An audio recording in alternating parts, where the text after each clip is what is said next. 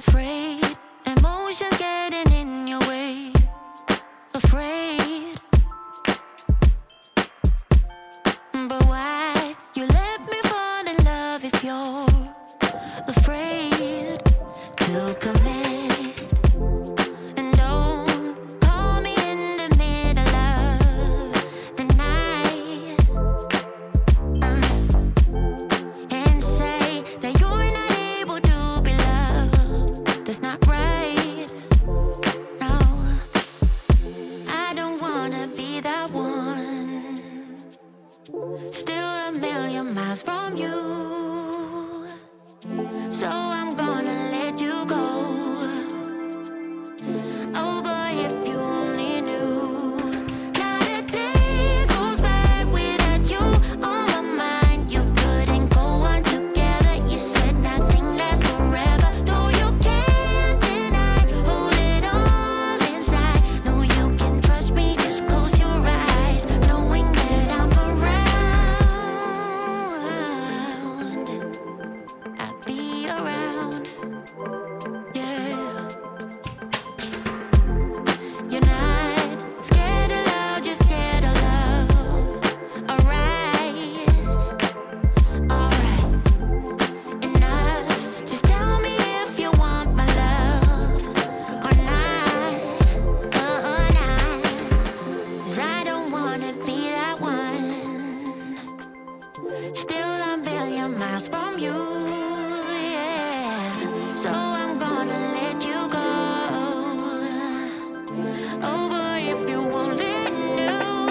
Not a day goes by without you on my mind. You couldn't go on together. You said nothing lasts forever. Though you can't deny, hold it all inside. No, you can trust me, just close your eyes, knowing that I'm around. 'Cause I don't wanna be that one. No, still a million miles from you. So I'm gonna let you go. You go. Oh boy, if you only knew. Not a day goes by without you on my mind. You couldn't go on together. You said nothing lasts forever. Though you can't deny, hold it all inside. No, you can trust me, just close your eyes, knowing that I'm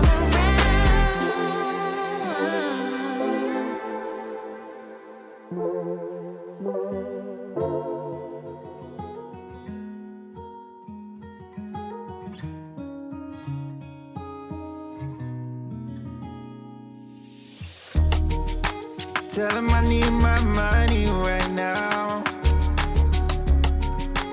Promise you they stole out my crown. Yeah. Sorry to tell you, I know my value.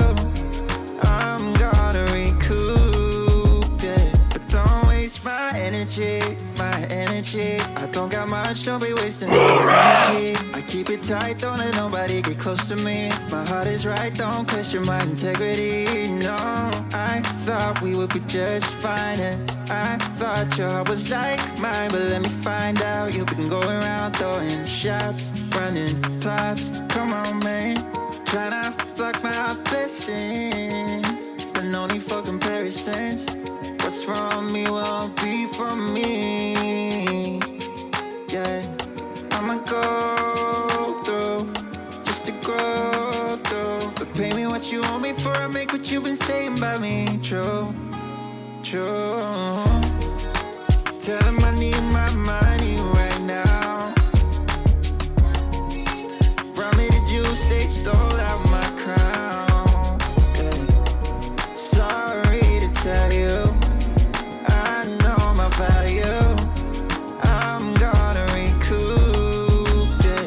Don't waste my loyalty, my loyalty. I let you in back then because I couldn't see, but now it's clear you ain't ever been true to me. My intuition ain't ever lied, I had to leave. Handle your business, do what you think you need to do to get your revenge.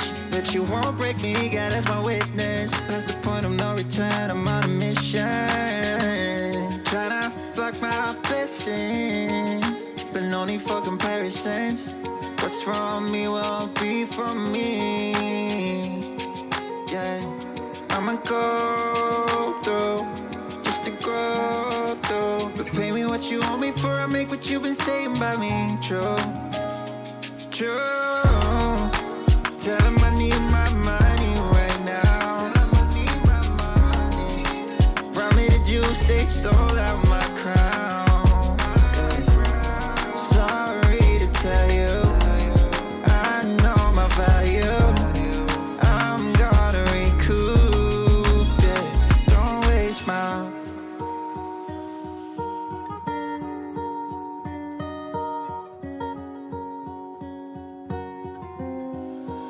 She's putting all of her cards down on the table, knowing there's no way that she'll be able to win this one.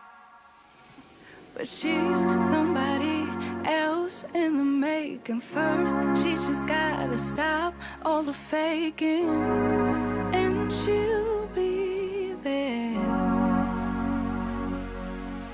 But she's wondering if it's gonna feel like she's forever.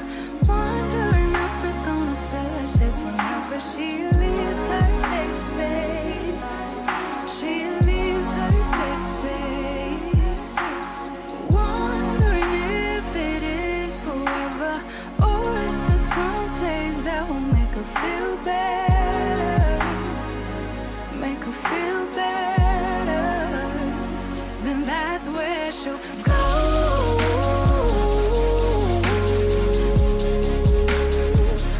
That's where she'll go.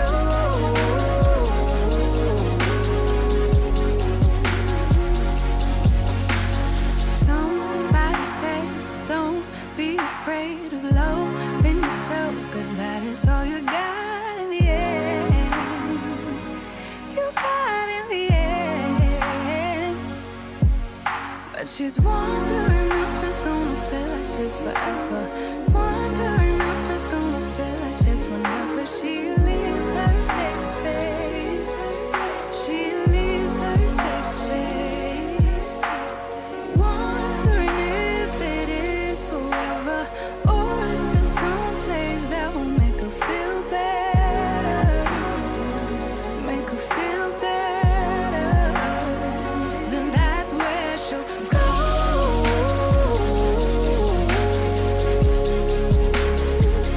That's where she'll go.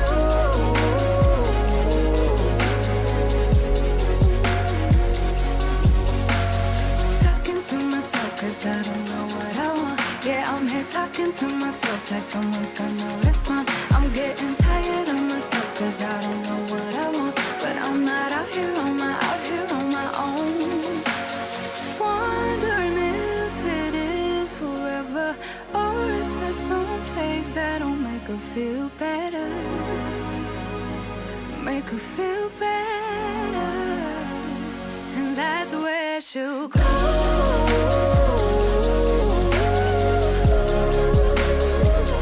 That's where she'll go.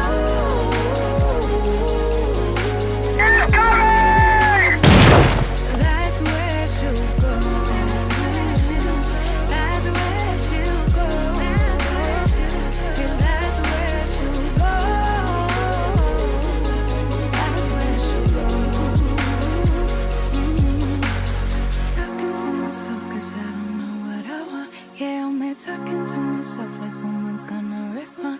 I'm getting tired of myself 'cause I don't know what I want. But I'm not out here on my own. Yeah.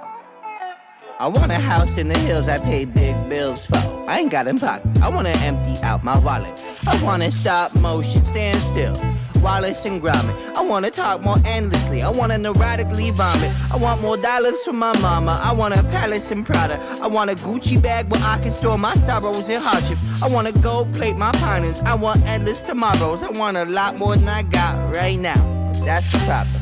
You could give me every little thing I'd ever want, but I'd never have enough till the day I had it all. Yeah, you can give me every little thing I ever want, but I'd never have enough till the day I had it all. Oh, I see what you want, baby, but it might be just a little more than I can give you. On second thought, I want $1 for everyone, not just for my mama. I want to hit the ball out on random pedestrians. I want my questions to be answered to my brain bored and questionless. I want more self-assurance. I don't ever want to second guess. I want so shut the fuck up. Less heat trying to tell me yes again. I want so many best friends that I can't tell what friendship is. I want the diamonds, gold, and glitter. I want fast cars I'll never whip. I want it all till I'm empty in my castle of everything. Oh, I see what you want, baby, but it might be just a little more than I can give you. I want a cushy job that pay big bills and cheap thrills. Wanna mob out with my homies like Timmy, Tommy, and Dill. I'm not trying to be famous, okay, maybe a lil. Since I'm a rapper, I should buy me some grills and gold frills that I can sleep on while I contemplate pills and peep on, hold still. Might sedate you, just a fire at will. I got an appetite for hardship, big fish meets krill. Don't sleep, don't spill, I ain't got my fill. I want the beauty queen to make me show my pearly whites. The type of movie scene that make you count your blessings twice. It's not the only thing that's on my list, I checked it twice and sent it off to Santa's elves like I've been playing nice. I see what you want. Oh, I see what you want. Oh, I see what you want. But it might be A little more than I give you.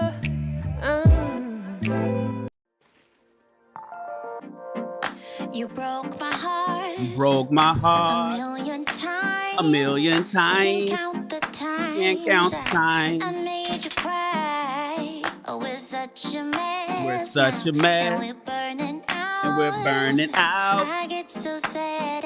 I get so sad. Thought of losing you. Hey! Good morning. I'm losing you. Good morning, everybody. I can't bear the thought of losing you. I'm losing you. Wait, You're still perfect as what the is day going on? goes by. Even the worst ones Is there a hate, glitch in my they system? make me smile. I stopped the world if it would give us time. I sent three $100 super chats. Is that a to mistake? work things out. Is that like a hold on. To work things out. What's going on To here? work things out. Yeah. To work things out. To work things out. What's happening? What is happening? To work things out. Can we be honest? You're my comfort zone. Whatever I say, don't let me go. I know you're angry, babe, and I am cold. I get so sad at the thought of losing you. I'm losing you. I can't bear the thought of losing you. I'm losing you. You're still perfect as the day goes by. Even the worst ones hate, they make me smile. I stopped the world if it would give us time, yeah, to work things out, to work things out. To work things out, to work things out, yeah, yeah. To work things out, to work things out.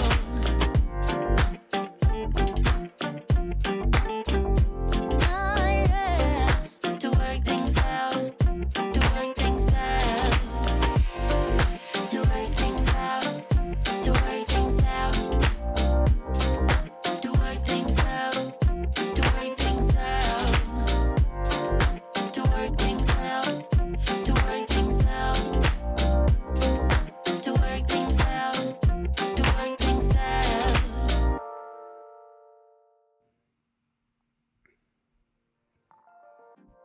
Good morning. Give me a quick second. It looks like I'm still having issues. I thought we fixed this. Apparently, we didn't. I'm adding you guys to my problem. Trying to get my system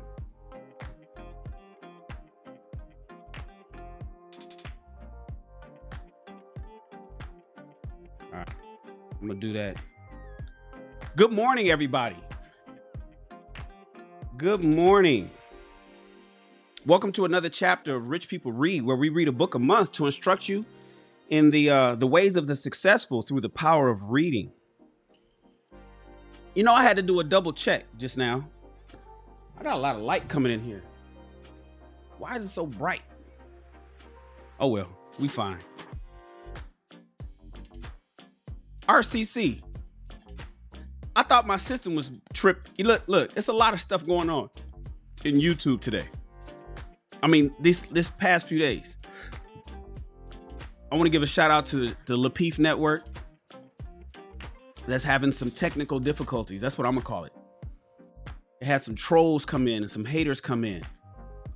And through some technical difficulties, they're having some issues with their channel. Some other people just having, Daryl Long had some issues with his channel. It's a lot of people that's coming in. A lot of people are having unnecessary technical difficulties with their channels lately. And I think it's really uncool.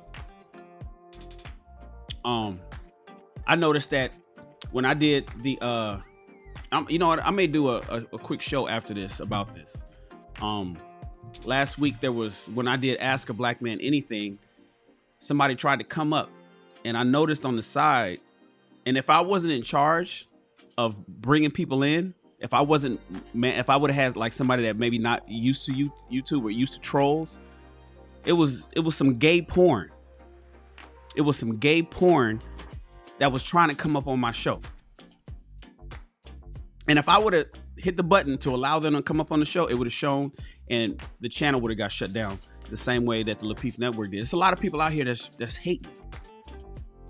And so there's some rules gonna have to get changed. And so now I see my man RCC and I'm thinking like, what's going on here? Like, is the system just, because I didn't go live yet. RCC blessed the channel. He is the first chat. If you guys scroll to the top, you'll see it.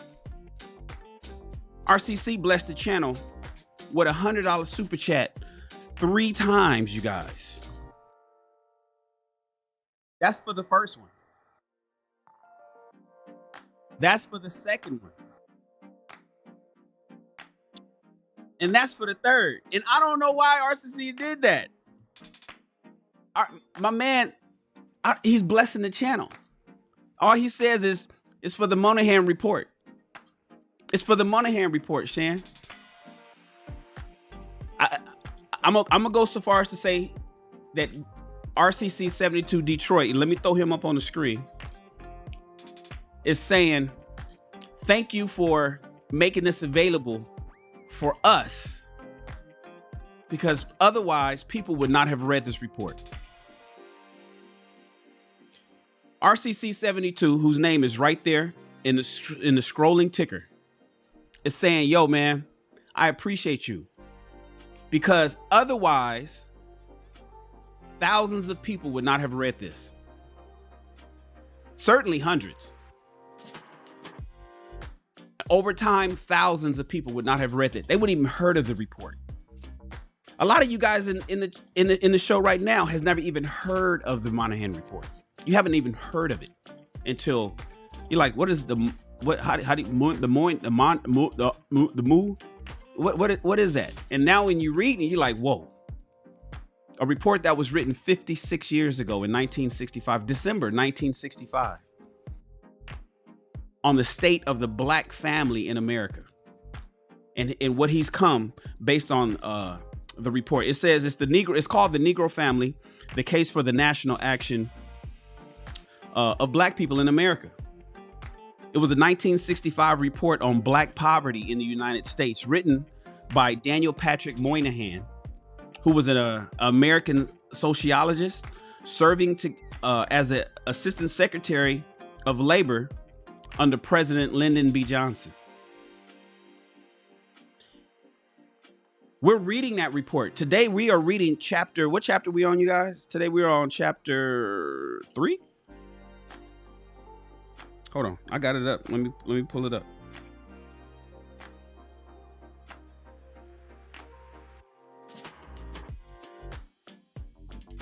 Hold on one second. We are on chapter 3, the roots of the problem. We are reading chapter 3, the root of the problem. JT think he's slick, because that's not JT's first super chat. That's JT's second super chat. But before I get to JT, I got to finish talking about my man RCC 72. He put up 3 super chats. I thought it was something going on because my man, my people is getting their channels snatched down. You waking up on a Monday morning after Christmas and complete channels are gone.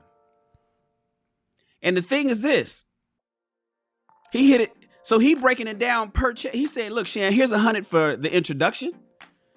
Here's 100 for chapter 1. And here's 100 for chapter 2. RCC woke up this morning and said, I'm gonna bless you with $300, Shan. And get this, I was just on another show where I watched RCC bless them with $100. Anton Daniels. He was over at the Millionaire Morning Show. RCC 1 hour ago was at the Millionaire Morning Show with Anton Daniels, and he blessed that channel with hundreds of dollars.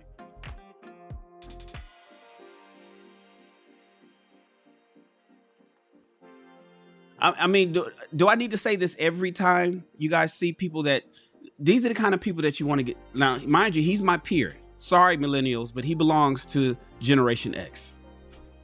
RCC is a generation. I'm sorry, you'll be here one day. You guys will be here. Me and RCC was born the same year, 1972. But I can't. I don't know how. It's hard to explain, and this is why I see how the lead attorney is difficult, because he was just talking about it over at the Bernard Riley show, and it's really difficult to explain how incredibly motivating and humbling it is when you see somebody that blesses you, because I don't call it donations over here. It's not a donation over here. Over here, it's a blessing. It's really motivating and humbling to see somebody be able to bless a content creator for their efforts. Thank you, RCC 72, man. I appreciate you, bro. I don't know. I don't know how else to say it. I wish I spoke Spanish a little better than I do, and I wish I spoke French. I wish I could say it in other languages. I'm gonna just say it in English, man. Thank you. I appreciate you. Everybody, throw your ones up. Throw your ones up for RCC 72 Detroit and all his contributions. I know you guys have heard him talk and his contributions and what he says on the panels that he joins, but he ain't just stopping with lip service. He's putting his money where his mouth is. I know you heard his mouth, but he's putting his money where his mouth is as well. Shout out to my man RCC 72. Please throw your ones up. Throw your ones up. Shout out to, I'm not reading the chats. I'm about to catch up. I'm just scrolling past them. JT Coin Rings. Everybody. JT, you thought I didn't catch that? JT Coin Rings threw a $2 super chat up in here. And it was just a super sticker. JT was like, here, Shay, I'm putting 2 on it. I am just as grateful to JT Coin Rings, who threw up 2. He did it twice. Let me go down to the second one. And then this right here, he said, this is Nixon's right-hand man. JT blessed the channel twice. I am just as thankful to him and this $2 super chat as I am to RCC and his $300 super chat. It's all about perspective. You see, RCC may be a multi-millionaire, where to him, $300 is like $3. It's about perspective. That's why you don't count other people's money, you guys. That's why you worry about your own pockets. To us, RCC may be a and I have reason to believe that RCC is probably a multi-millionaire. And if he's not, he's on his way. And so $300 is no big deal. My man JT Coin Rings, he pays to everywhere he goes. I'll be watching, like I'll be on other shows and I'll be watching JT. His name stays at the top. It just stays up there. He's always dropping he does it in micro payments. But you ever heard of the term death by 1,000 cuts? You still die. He's still doing the same damage as somebody who pushes up one single big super chat. JT Coin Rings is hitting you all the time. Two. He'll do it 40 times a day. Everybody throw your ones up to my man JT Coin Rings. I don't want to stop there with JT Coin Rings. I know he probably think I didn't catch that. Soldiers. JT Coin Rings has joined the SR Army this morning. Everybody, salute. JT Coin Rings. Everybody throw him a salute. Everybody throw JT Coin Rings a salute. He joined the SR Army just this morning. I caught the notification. JT. Welcome to the family, bro.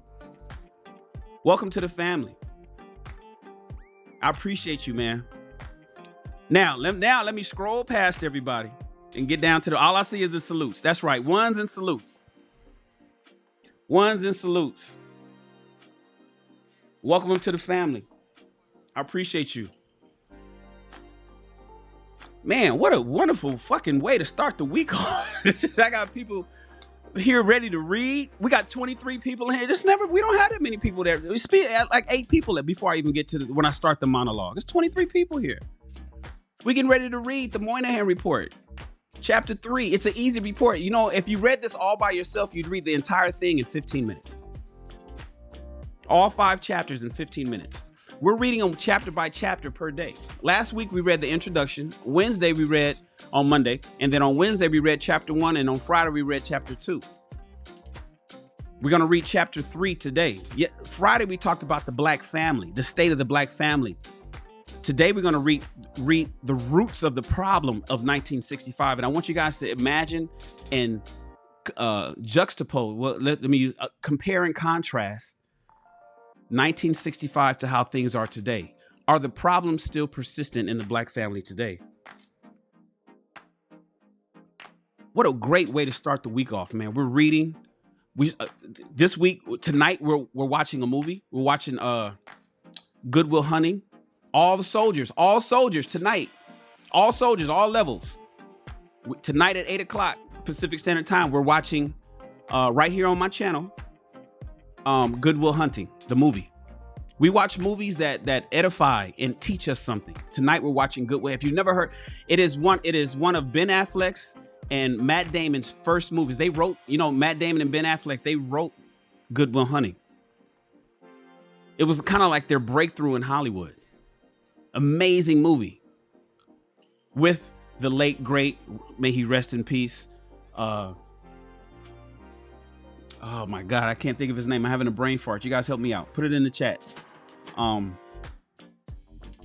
Williams. With the late, great Robin Williams. This is a great movie. It teaches about attitude. It talks about love, relationships. It talks about going and paying attention to the things that your heart desires. It talks about people who are pompous and have, shitty attitudes. It talks about friendship. It talks about inner circle and having a support group. Like you see my man, RCC and JT just blessed the channel. Do you guys, for those that seen the movie, remember the scene, how he got the car? I'll leave it there. No spoiler. You guys remember the scene on how Matt Damon got his car? Friendship. Remember the conversation that Matt Damon had with Ben Affleck at the construction site about what Matt Damon wanted to do and what Ben Affleck told him? Are you fucking crazy? Oh yes, we watching Good Will Hunting tonight. If you guys want to watch it, all you got to do is join the members. It's for the members only. So JT Coin Rings, you can watch the movie with us. And for those that it's late, I know 8 o'clock is 11 o'clock on Eastern Standard Time. Start it with us, fall asleep. If you're up at 11, just start it and just fall asleep to the movie. But the movie, you're probably not going to fall asleep because these are good movies. These are good movies. How do you like them apples? Yep. That's a key phrase of this movie. Listen, what a great way to start the week off. I got blessings from Super Chats. I got 25 people in here getting ready to read, listening to my silly monologue before we start reading this chapter 3 of the Moynihan Report. But then it's bittersweet because I got friends that are losing their channels. They're gonna get them back, but it's just I hate hiccups. No, we don't want speed bumps in this information highway. We need smooth we need a clean road with no speed bumps. And some good friends of mine hit a speed bump. And it's really it's fucked up. But it is what it is. Ladies and gentlemen, I'm excited. We're gonna start the workouts this week. We're gonna start so for those that was wondering, well, what are you talking about, the workouts? I'm going live during some, if not all of my fitness workouts, the workouts that I do. I'm gonna just put it up on the screen because I do a lot of HIIT training, so which is high intensity interval training. So you guys that want to join in on the workouts, they're gonna be at 6 o'clock in the morning, Tuesday through Saturday. I'm gonna do my first stretch today, this afternoon though, because I gotta test the system out. The system's still not even working with for instance, the contest isn't working right now. So I gotta work that out. So I gotta do some tests today. We're going with high value Shan today. We're going with the workout today as a test. Nobody really needs to jump in on that workout, but if you want to get in on the workout, that's at 6 o'clock in the mornings, Tuesday through Saturday. And then there's of course there's Rich People Read, and then there's our movie show. I mean, and then I may even do a war room so we could talk about what happened to my friends' shows and how you as a content creator or a YouTuber can protect yourself that it doesn't happen to you. Man, did everybody take their vitamins this morning? Real quick, go grab a vitamin. Just run to the kitchen if that's where you keep them, or run to the medicine cabinet if that's where you keep them. Go grab a multivitamin for today. I won't start reading until you grab your multivitamin. Just go grab. I know you forgot. I used to forget too. Don't worry about it. That's what I'm here for. Go grab it real quick. Just pop your multivitamin. Remember, the American diet, the food that we eat in America in 2021 does not provide you all the nutrients that you need. It's unfortunate, but that's the case. The food that we harvest today is not as healthy as it was 100 years ago.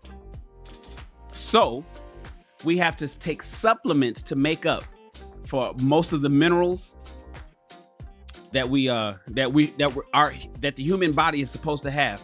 Our body, the human being, the Homo sapien, has not evolved fast enough for technology.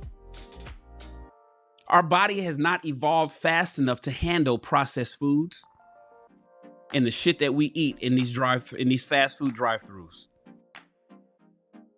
Our bodies have not evolved. Our bodies are still no different than they were really 150, 200 years ago. We're the same human being. We're the same species. We're still metabolizing and processing shit the same, but we're feeding it different stuff. We've been living on, we had fresh food for thousands of years, and now all of a sudden we got McDonald's. So please, everybody, I hope you went and grabbed your multivitamin. Take your multivitamin. If you don't have a multivitamin at your house and you've eaten them all, please run to the pharmacy and grab yourself a and get this. It doesn't matter which one you get. I know I'm doing a video. That's another thing. I have a video that I'm doing on the vitamins that I take. It's part of my members are going to see that video. It's a member only video. I take 7 pills every morning, 7 days a week, every day for the rest of my life. I'm 49 years old. I intend to take those for the rest of my life. 7 pills a day. And I'm taking those. I'd rather have supplements than prescriptions. Why do you take so many supplements, Shan? So I don't have to have a doctor prescribe me nothing. I have a clean bill of health. I have a clean bill of health. They be like, man, great blood pressure, great cholesterol, great everything, Shan. Good job, soldier. See you later. See you next year. Yes, I work out. I try my best to eat right. And I take supplements so I don't have to have any prescriptions. That's what I want you guys to do. So if you don't have your multivitamins, that's basic minimum. And in this video, for the members, I break down who's supposed to take what. Everybody that is 20 years or older takes a multivitamin. Period. Really everybody, even every child. But if you are 20 years or older, you should be taking a multivitamin every day for the rest of your life. If you don't have any right now,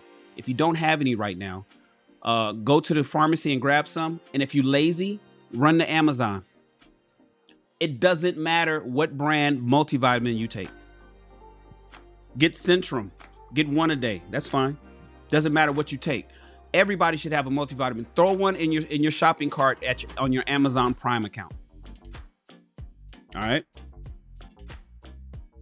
All right. We getting ready to read, you guys. I'm not gonna even run through the hellos like I normally do. I see the most recent ones. M Mills, salute. KP from KC5 says BGS. What BGS dropped? BGS dropped a book called Freedom Is Not Enough by James Patterson to highlight the Moynihan Report. That's what's up. I need to check that out. You know, BGS is one of my biggest inspirations here on YouTube. Hey, Miss Carrington. Drea is here and Jill is here. My man Donnie is here. Princessa. Lakeisha, my #1 moderator, is here. I'm glad you guys are here. Everybody, do you have a copy of the Moynihan Report? I have it. The link is pinned to the top of the chat, or it's in the description of this video. Just go ahead and grab your copy. Have it on your phone. Read along with us. And if you don't want to read along with us, you want to just listen to your boy Shan read chapter 3, The Roots of the Problem in Black Families of 1965, then just listen at me. Just turn your volume up. I'm getting ready to read. I'm glad you guys are here, man.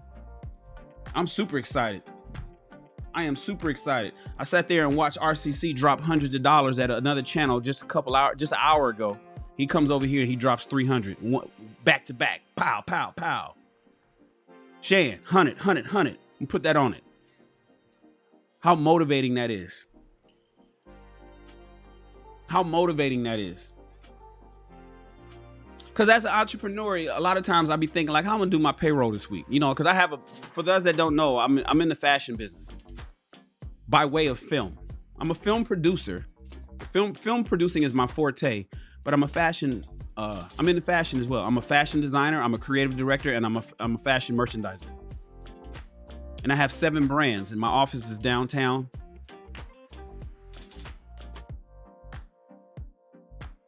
And I have to do payroll. And every week when I do payroll, I'll be like, sometimes, how do we do this week? Okay, cool. Over here at the YouTube space, I'm making 2 new positions.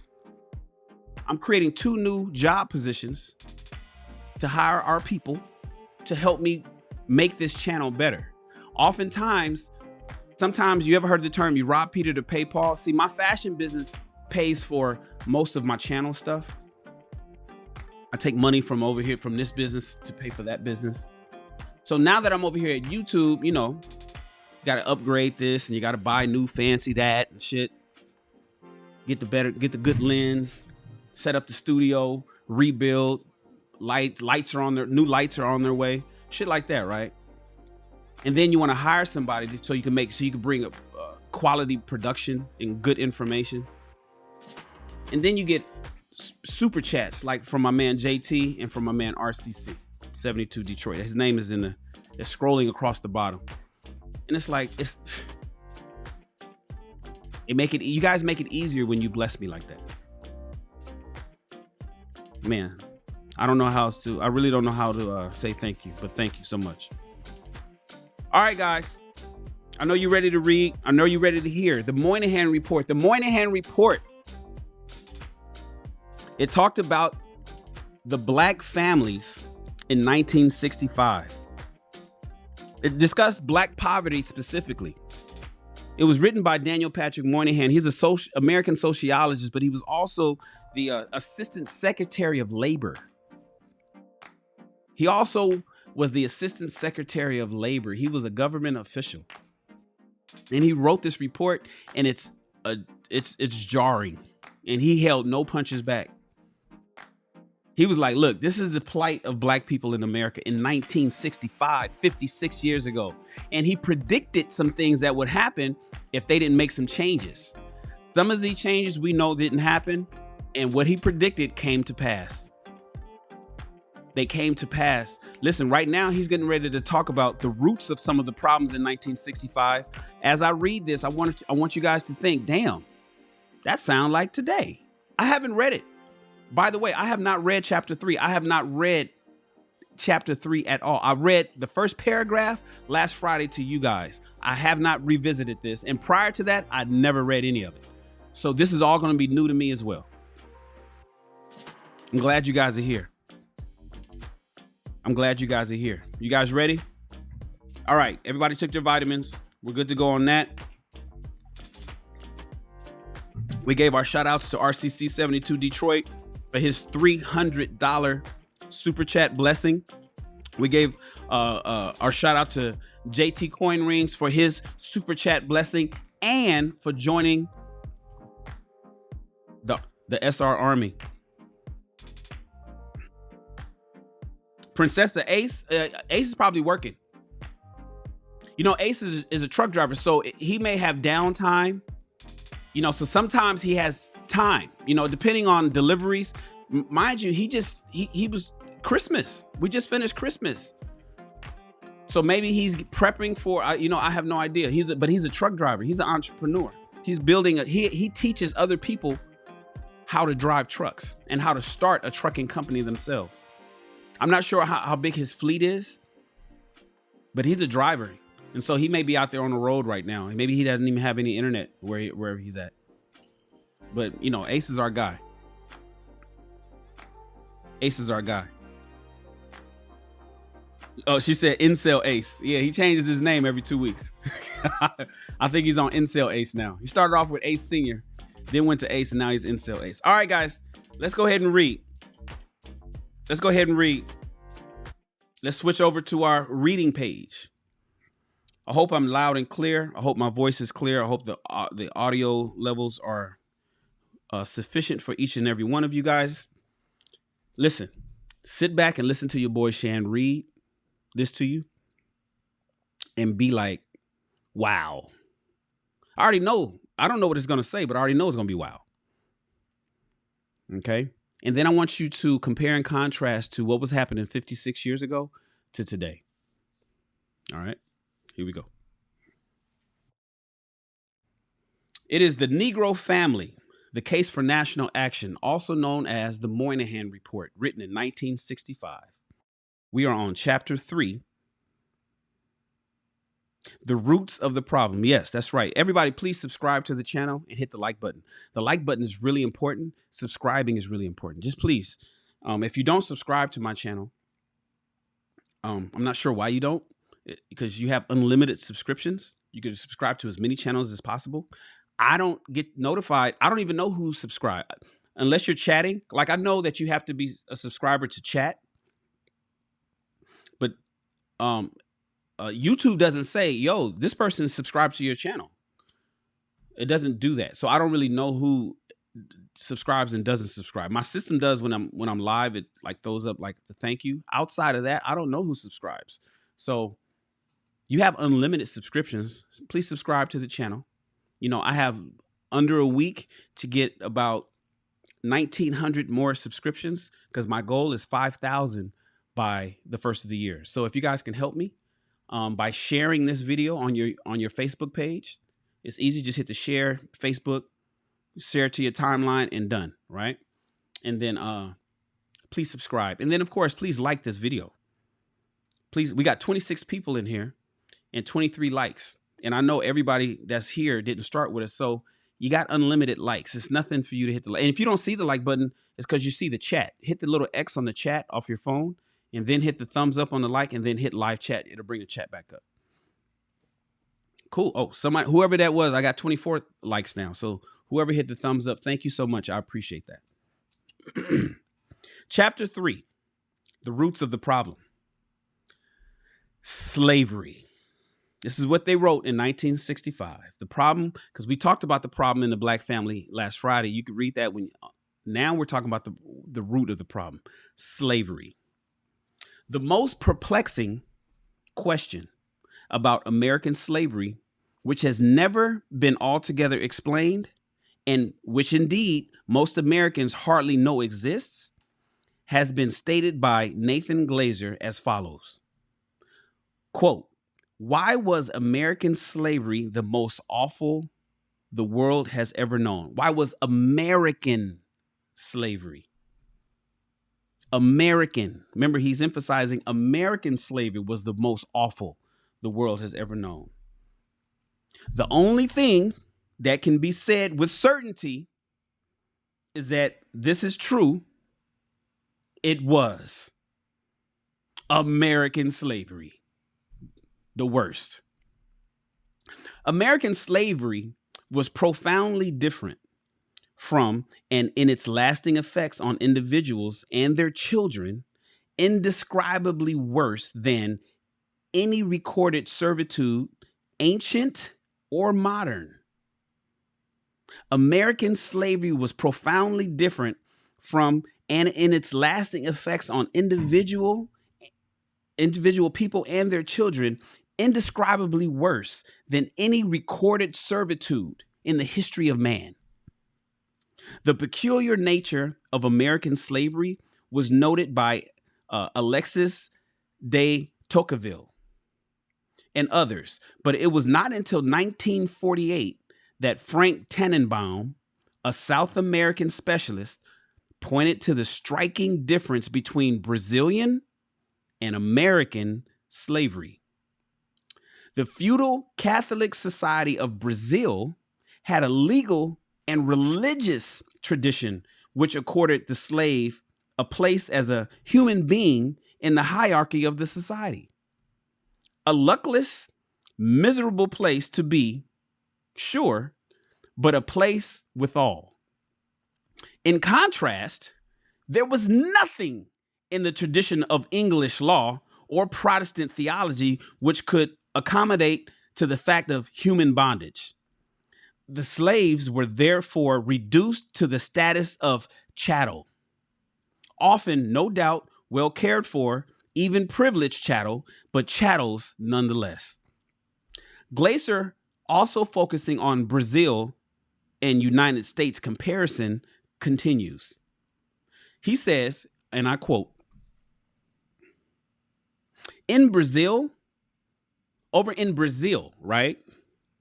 The slave had many more rights than in the United States. He could legally marry. He could indeed, had to, be baptized and become a member of the Catholic Church. His family could not be broken up for sale. Not in Brazil. And he had many days on which he could either rest or earn money to buy his freedom. That's what the Brazilian slave had. The government of Brazil encouraged manumission, and the freedom of infants could often be purchased for a small sum at the baptismal font.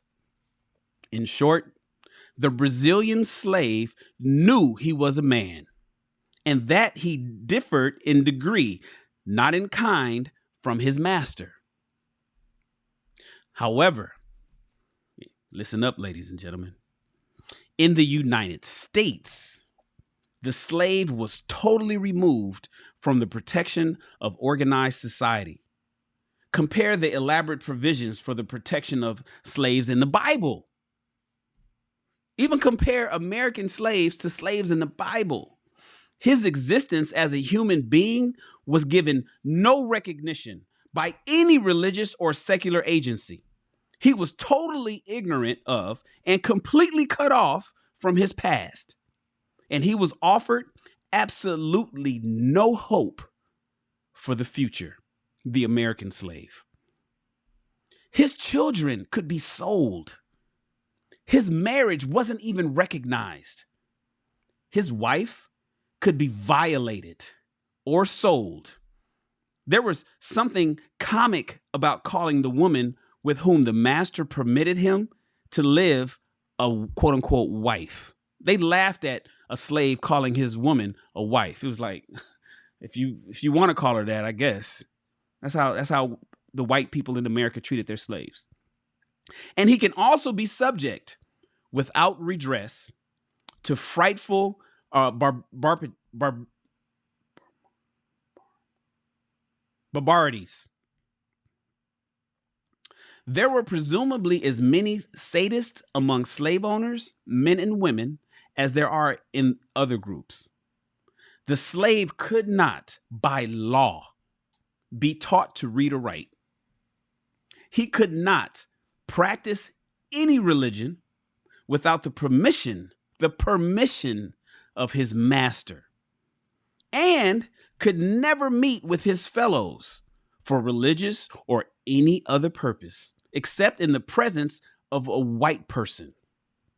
And finally, if a white master in American slavery wished to free his black slave, every legal obstacle was used to thwart such action. This was not what slavery meant in the ancient world, like gladiators or Rome, right? You know what I'm talking about. In medieval and early modern Europe, or in Brazil, or in the West Indies, there was no other place like American barbaric slavery. Right here, where we stand in America. Quote, more important, American slavery was also awful in its effects.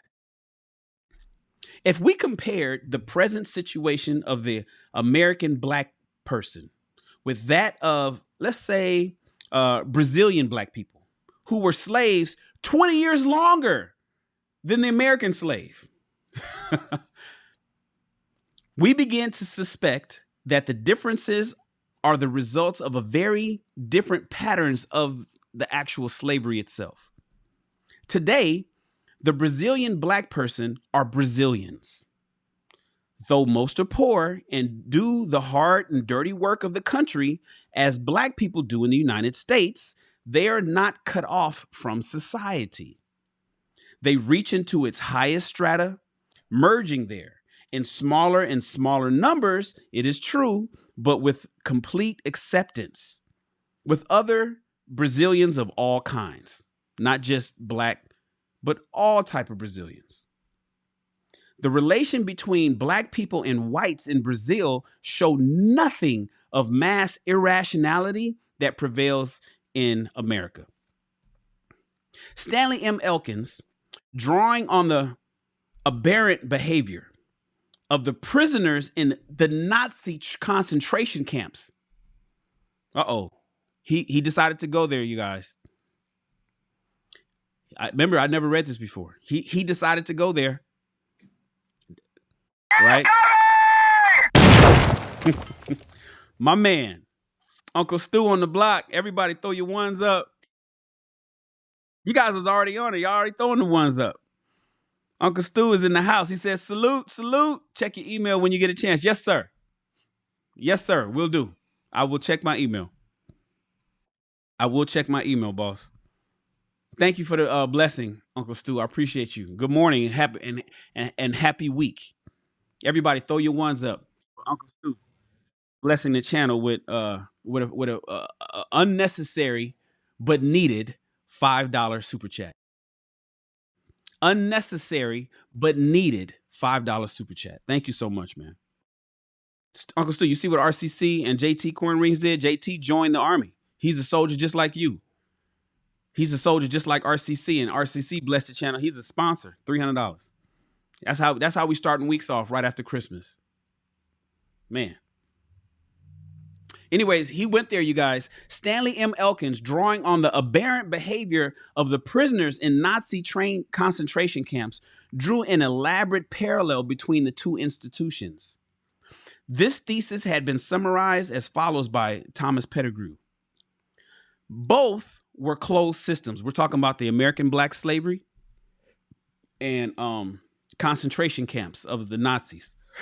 Both were closed systems with little chance of manumission, emphasis on survival, and a single omnipresent authority.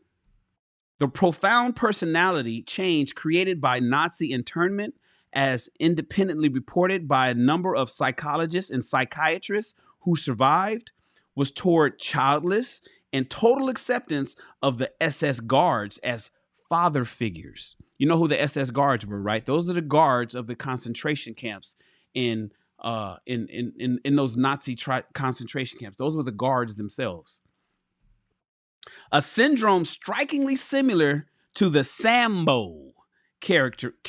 I can never really say that.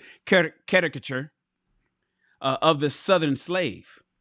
19th century racists readily believed that the Sambo personality was simply an inborn racial type. Yet no African anthropological data has ever shown any personality type even resembling the Sambo. And the concentration camps molded the equivalent personality pattern in a wide variety of Caucasian prisoners. Nor was Sambo merely a product of slavery in the abstract. For the less devastating Latin American system, the Latin American system never developed such a type of Sambo. Y'all know who Sambo was, right? Sambo. Y'all know who Sambo is. We don't have to get into that. And if you Google it, if you don't know who Sambo is, y'all seen him. Y'all know what blackface is. Go Google Sambo. As he continues, I quote, extending this line of reasoning, psychologists point out that slavery in all its forms sharply lowered the need for achievement in slaves. Black people in bondage, stripped of their African heritage, were placed in completely different role. All of their rewards came not from individual initiative and enterprise, not from his own hard work, but from absolute obedience, a situation that severely depresses the need for achievement among all people. Most important of all, slavery vitiated family life. Since many slave owners neither fostered Christian marriage among their slave couples, nor hesitated to separate them on the auction block. The slave household often developed a fatherless, matriarchal, mother-centered pattern. They got rid of the dad in slavery. Get rid of the man. He was nothing but a buck. He was nothing but a buck. You weren't human. You couldn't read. It was illegal to read and write. You wasn't given Christianity, not the way it should have been, right? Your wife wasn't really your wife, and they had no problem separating you up at the auction block when it was time to sell you. You had a baby? Psh, how much money can I get? Okay, go to that family. Yeah, well, I don't give a damn about you. You staying, but your kid is gone. I know your baby's only 3 months old. But American slavery was, we don't give a fuck about you. You're not even human. You're just like a dog. It's like a dog that had a litter. Get rid of, sell the pups. Sell the pups and then put the mother back to work in the field.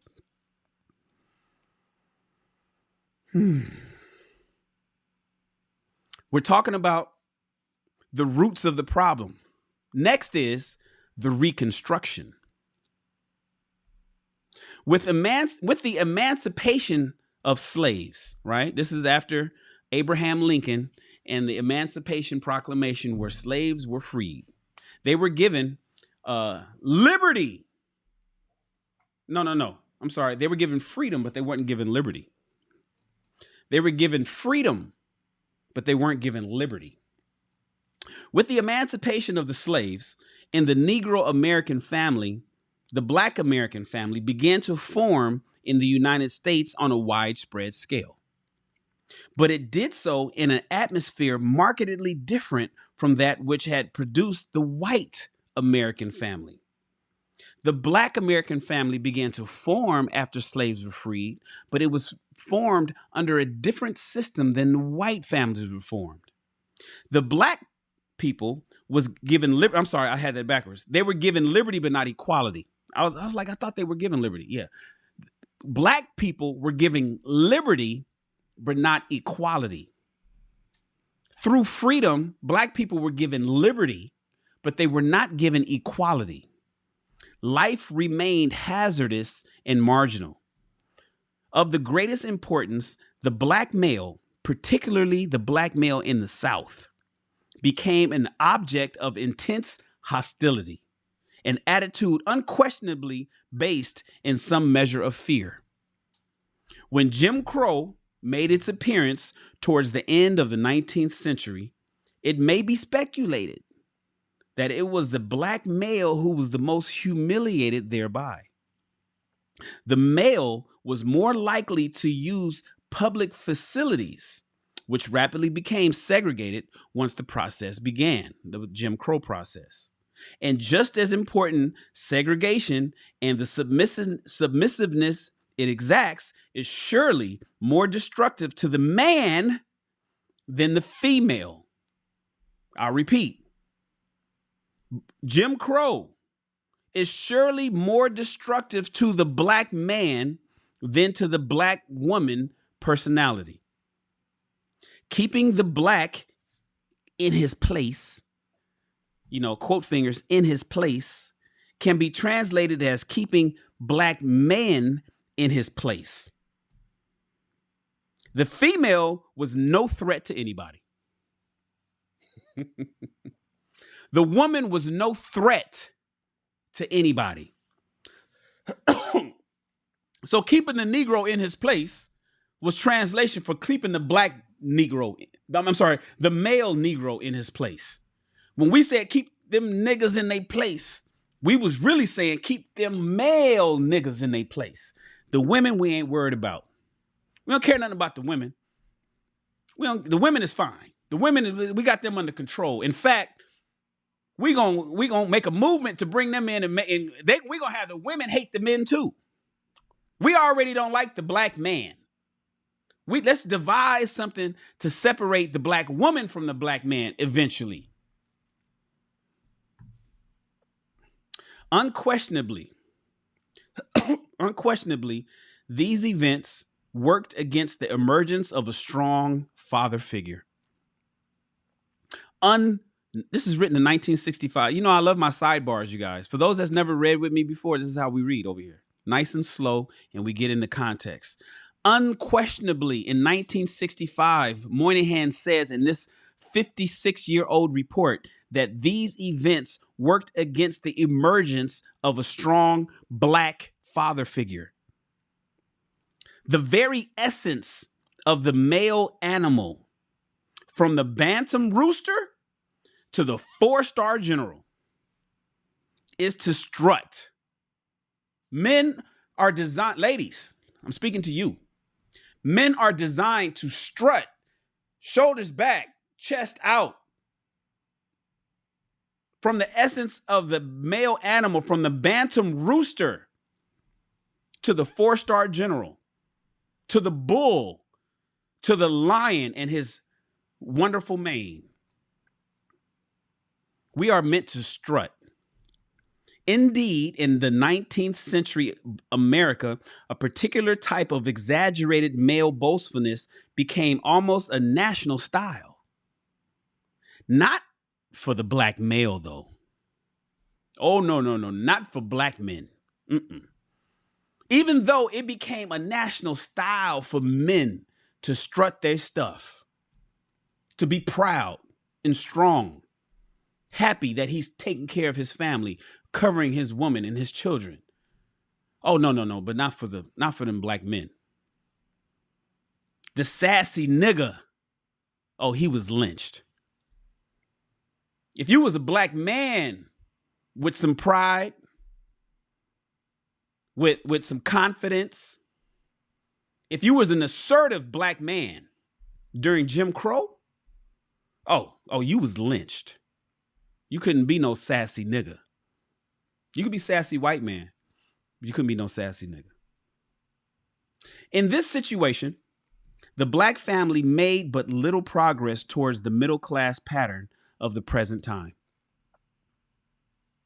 Margaret Mead has pointed out that while, quote, in every known human society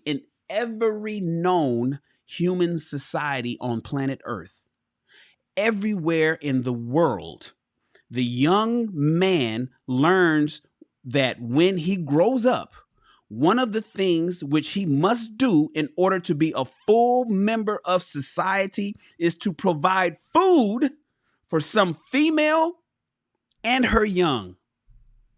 Every society on planet Earth, every human society on planet Earth, it is taught to young men, boys, that at some point, in order to become a productive member of that society, you must hunt and protect your woman and children.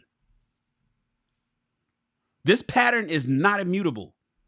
However, it can be broken, even though it has always eventually reasserted itself. It always came back. Within the family, each new young generation of young males learn the appropriate nurturing behavior and superimpose upon their biologically given maleness this learned parental role.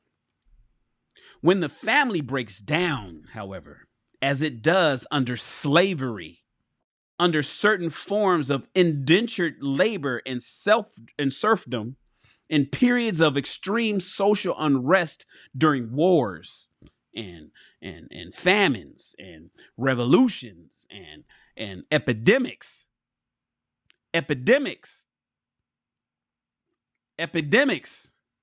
C-19, or in the periods of abrupt transition from one type of economy to another. The internet,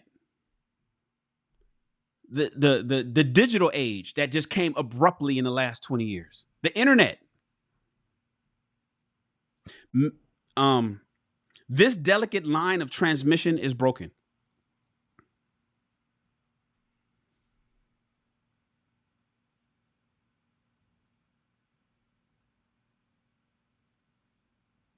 Men may founder badly in these periods, during which the primary unit may again become the mother and child. The biologically given and the special conditions under which man has held his social traditions in trust are violated and distorted.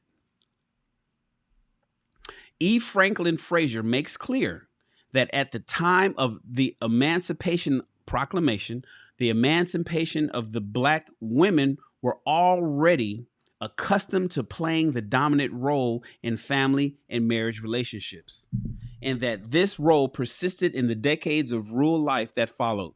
Basically, he's saying when we were freed, because of what slavery did to us men already, because of what slavery did to the black man already, he wasn't shit. He wasn't needed to raise the babies that were born. All you needed was his semen. All that was needed to reproduce for handwork on the farm was that black man's semen to impregnate that black woman. Then you can get rid of that nigga. The mother is here to give milk, to nurture, and to keep the baby warm in those cold winter nights. We'll keep her out there in the outhouse, in the shack, slave quarters. That nigga, that black, get rid of that black, the male. We don't need him. So it was already dominant female households during slavery. And that role persisted in the decades of rural life that followed after slaves were freed. Next, as we speak on the roots of the problem in the black family in America in 1965. Urbanization. Urbanization. Country life, and I'm a city guy. Shannon, I was born and raised in Los Angeles. I've been all over the world. I've lived in various places, but I ain't never really lived down in the country. My father's from Little Rock, Arkansas, born in 1941. Stayed there for the first 20 something odd years of his life before he decided to pack up and come to LA. But my family is still in Little Rock, Arkansas. I just came back from Little Rock, Arkansas in May. The country life and city life are profoundly different. Country life, and for those that's reading, that's in the country right now, country life in this concrete jungle where I got to drive to go step on some dirt, because I got to drive to go step on some dirt, some real dirt, not no import, not no backyard dirt. I'm talking real earth. I got to drive to go step on some real earth where you could just go out the back in the backyard. Country life and city life are profoundly different. The gradual shift of American society from a rural to an urban basis over the past century and a half has caused abundant strains, which many of which are still much in evidence. When this shift occurs suddenly, drastically, in 1 or 2 generations, the effect is immensely disruptive of traditional social patterns. We're not used to city life. City life was new, and this is 1965. It's like, yo, we was farming it out for centuries. I mean, we were just living out on Earth in wooden houses for centuries. Suddenly we got concrete. Who invented concrete? Who invented cement? Cement and concrete. What? Electricity? The fuck is a light bulb? It was this abrupt transition from country life to city life that produced the wild Irish slums of the 19th century Northeast. Drunkenness, crime, corruption, discrimination, family disorganization, juvenile delinquency were the routine of that era. In our own time, the same sudden transition has produced the black ghetto. Different from, but hardly better than, its predecessors. And fundamentally, the result of the same damn process. Black people are now more urbanized than white people. Detroit, Chicago, New York, the ones that moved out west, because they had to get rid of, they had to get out of the South. Come on, y'all know, we had to flee the South. It's like, yo, we got to go to Detroit. We got to go to Motor City. Black people are now more urbanized than white people. White people can stay down in the South. They can stay on the plantation and shit. Jersey, exactly, computer geek. Jersey. Black families in the cities are more frequently headed by a woman than those in the country. The difference between the white and black proportions of families headed by a woman is greater in the city than in the country. The promise of the city has so far been denied the majority of black migrants, and most particularly the black family. In 1939, E. Franklin Frazier described its plight movingly in that part of the Negro family entitled "In the City of Destruction." Hold on, let me adjust my camera.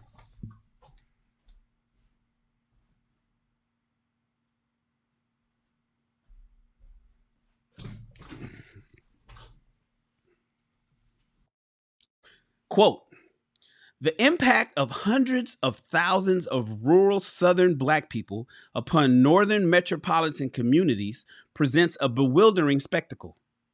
Striking contrasts in levels of civilization and economic well-being among these newcomers to modern civilization seem to baffle any attempt to discover order and direction in their mode of life. Quote, in many cases, of course, the dissolution of the simple family organization has begun before the family even reaches the northern city. But if these families have managed to preserve their integrity until they reach the northern city, poverty, ignorance, and color force them to seek homes in deteriorated slum areas from which practically all institutional life has disappeared. So if they kept, sidebar, if they kept the family and made it up there from the south when they was going north and dad was still in the house, it was mom, dad, and the kids, and they made it up north, they had to go to the ghetto. They had to go to the ghetto. Hence, at the same time that these simple rural families are losing their internal cohesion, the families was breaking apart, you guys. They are being freed from the controlling force of public opinion and communal institutions.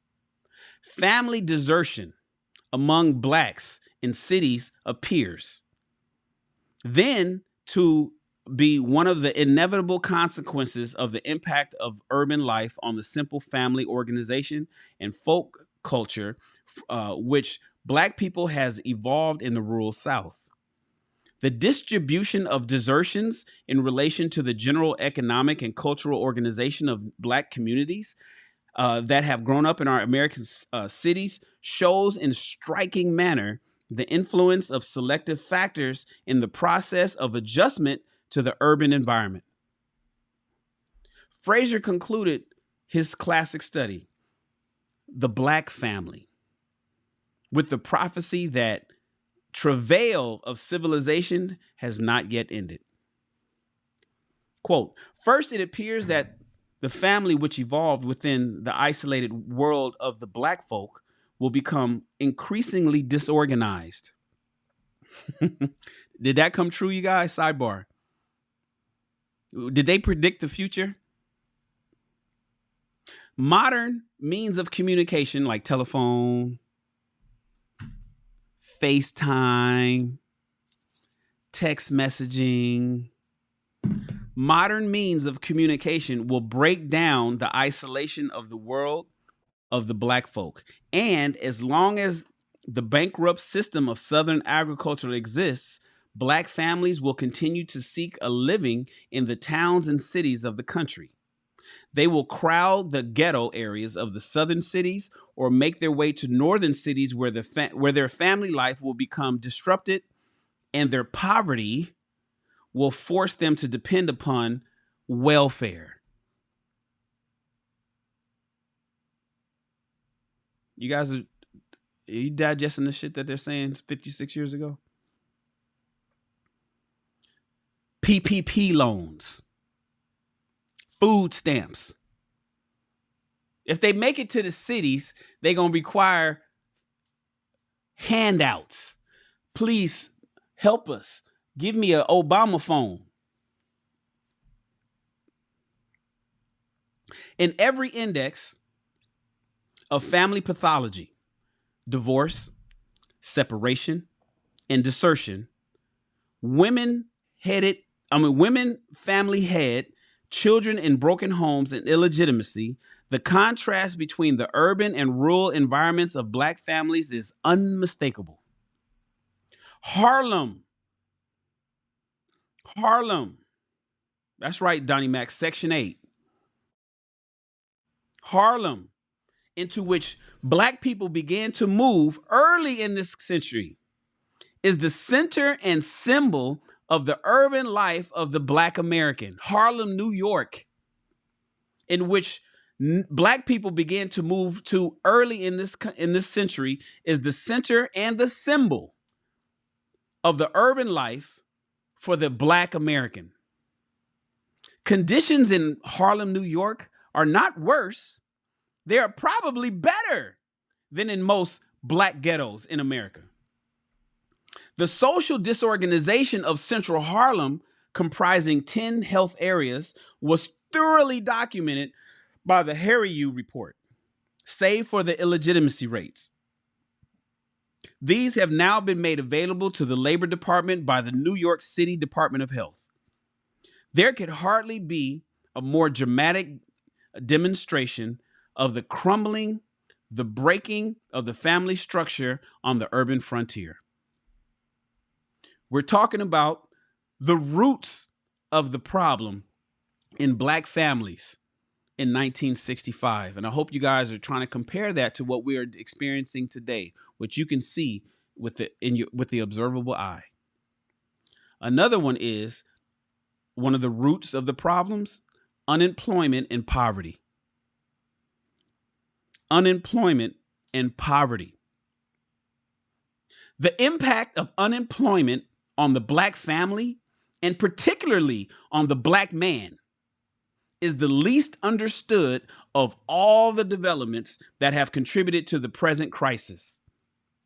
There is little analysis because there has been almost no inquiry. Nobody's even questioning it. Nobody even trying to figure out why. Unemployment for white people and the non-whites alike has, on the whole, been treated as an economic phenomenon, with almost no attention paid for at least a quarter century to the social and personal consequences.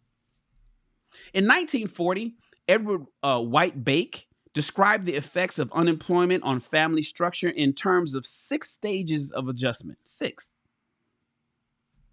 Although the families studied were white, of course they were. Although the families studied were white, the pattern would clearly seem to be a general one and apply to Black families as well.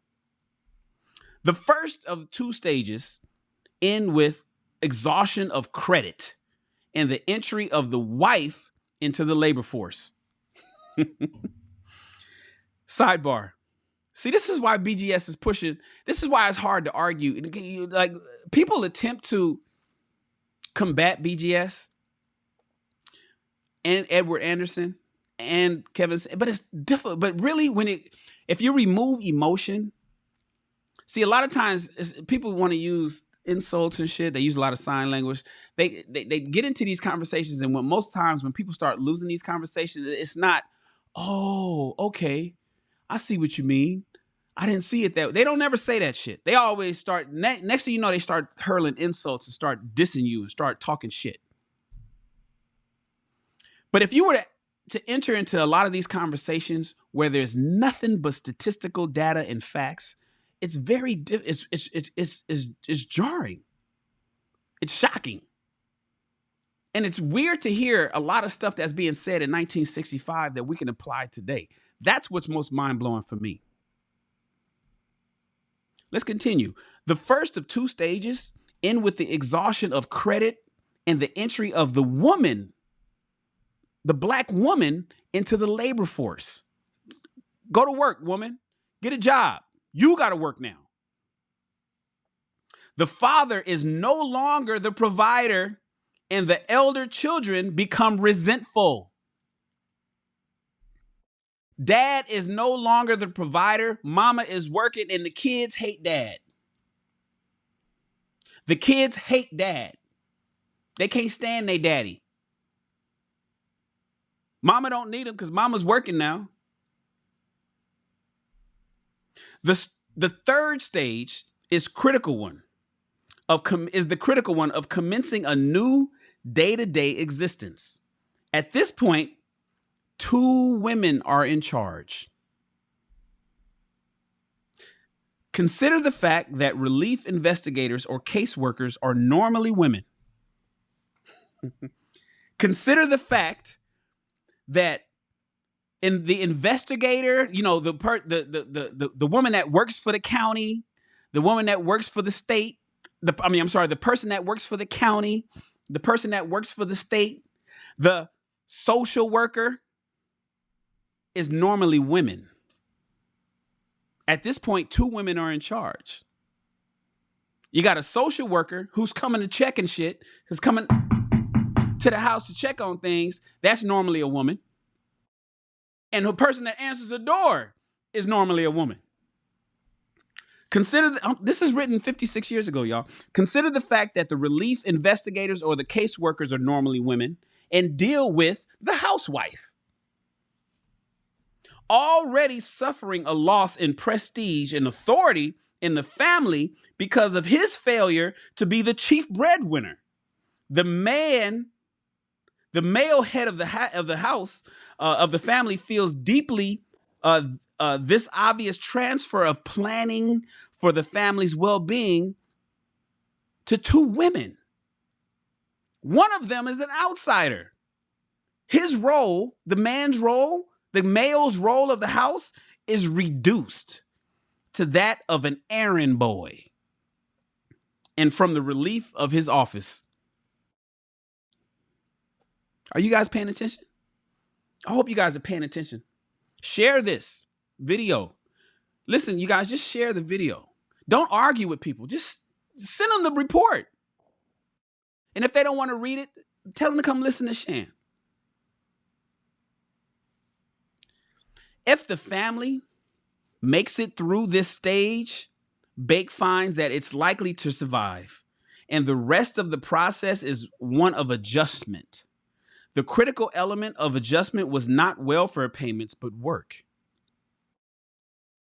Having observed our families under the conditions of unemployment with no public help, or with that help coming from direct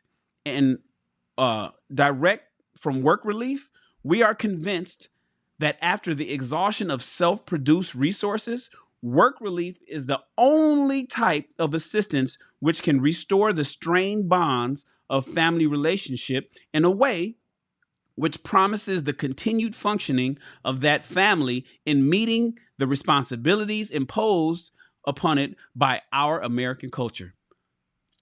Work is precisely the one thing the Black family head in such circumstances has not received over the past generations. It is work and having a job and being able to provide for the family that's going to fix it. But it is work and having a job that we ain't given the Black man. So the solution is this, but we ain't giving that solution to Black men. The fundamental, overwhelming fact is that Black unemployment, with the exception of a few years during World War II and the Korean War, has continued at disaster levels for 35 years. That is since 1930 into 1965. I contend to say, and it continued. Once again, this is particularly the case in the northern urban areas to which Black population has been moving.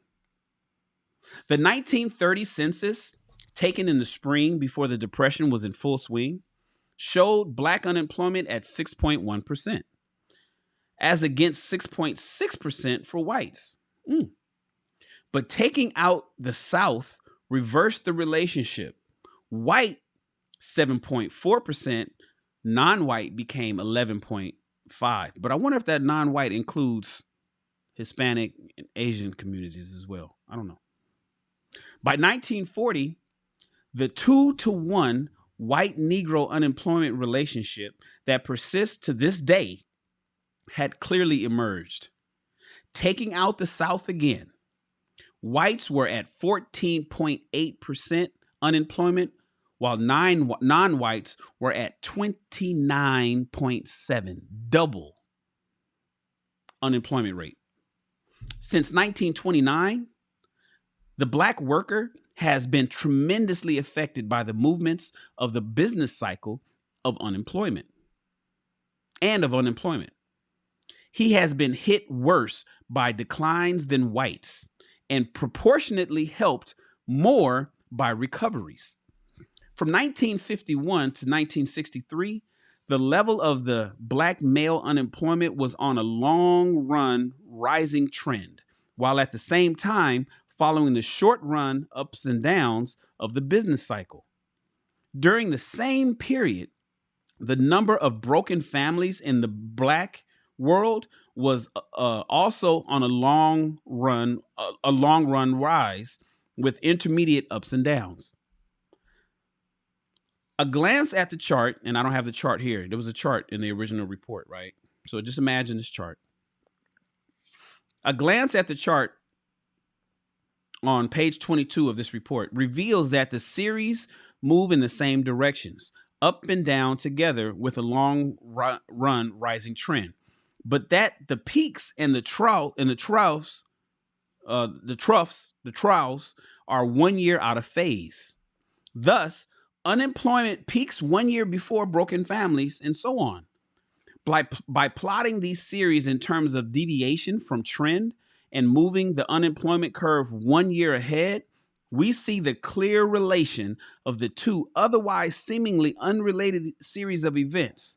The cyclical swings in unemployment have their counterpart in increases and decreases in separations. The effect of recession unemployment on divorces further illustrates the economic roots of the problem. The non-white divorce rates dipped slightly in high unemployment years like 1954, 1955, 1958, and 1961 and 1962. Divorce is expensive.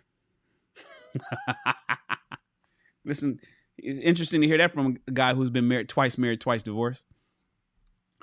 Divorce is expensive. Those without money resort to separation or desertion. I can't afford to divorce you, so I'm just going to bounce. I'm out. He just one day leaves the house and never comes back. While divorce is not a desirable goal for a society, it recognizes the importance of marriage and family. And for children, some family continuity and support is more likely when the institution of the family has been so recognized. The conclusion from these and similar data is difficult to avoid. You can't ignore the results, you guys. During times when jobs were reasonably plentiful, although at no time during this period, save perhaps, the first 2 years, did the unemployment rate for black males drop to anything like a reasonable level, right? Black men ain't never been at a reasonable level. But during, times when jobs was reasonably, by and large, plentiful, the black family became stronger and more stable. As jobs became more and more difficult to find, the stability of the family became more and more difficult to maintain. This relation is clearly seen in terms of the illegitimacy rates of census tracts in the District of Columbia, Washington, D.C., those that live in D.C., right? Compared with male unemployment rates in the same neighborhoods.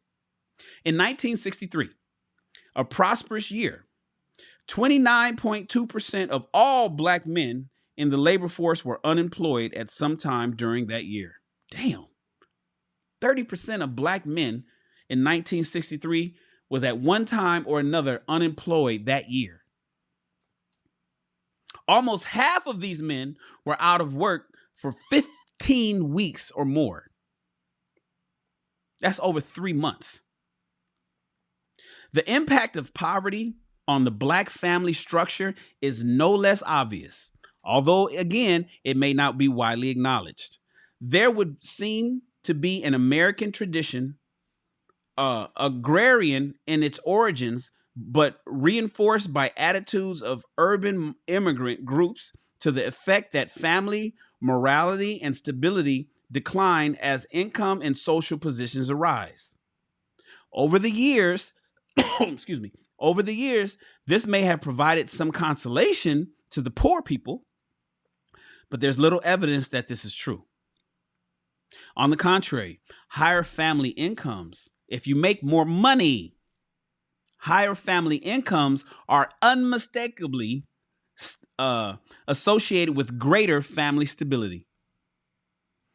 Which comes first may be a matter of conjecture. Which comes first? A stable family brings money, or does money bring a stable family? Chicken or, what came first, chicken or the egg? Is that because we had a stable family, we made more money? No. Because we made more money, our family became stable. Which comes first may be a matter of conjecture, but the conjunction of the two characteristics are unmistakable. The Black family is of no exception. In the District of Columbia, for example, census tracts with median incomes over $8,000 had an illegitimacy rate 1/3 of tracts in the category under 4,000. If for those that had $8,000 a year, right? Let's just add a zero to bring it up to modern times. Those that brought in a family that brought in $80,000 a year, $80,000 a year had an illegitimacy rate only 1/3 of that who only brought in $40,000. Families that were $40,000 a year, illegitimate children like a motherfucker. $80,000 a year, there was 2/3 more fathers in the house. Another problem, and we're getting to the roots of the problem with the Black family in America in 1965, and we're comparing it to today.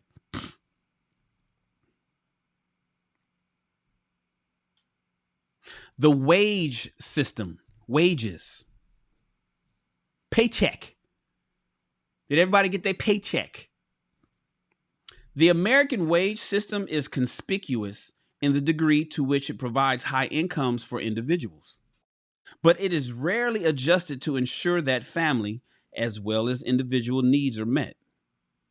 Almost without exception, the social welfare and social insurance systems, welfare, of other industrial democracies provide for some adjustment or supplement of a worker's income to provide for the extra expenses of those families. American arrangements do not save for income tax deductions. Not in America. You can see that in other countries. You can see that in the Slavic. You can see that in other countries. But here in America, they're going to tax you. I don't give a fuck where that money come from.